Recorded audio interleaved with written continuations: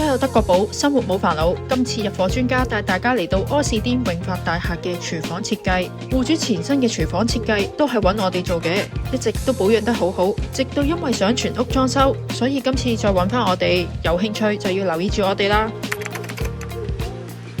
廚房用簡約現代風，係一個 U 型嘅廚房，採光十分充足。就算上方做咗2組吊櫃，都唔會影響採光。而且櫃門用上咗皮革紋理，望起嚟更加有質感。至於煮食區方面，用上德國寶 RSS 嘅超薄智能變頻抽油煙機，3cm 嘅極致纖薄設計，用盡廚房嘅每一寸空間。同時設計師都好貼心咁將線條追平。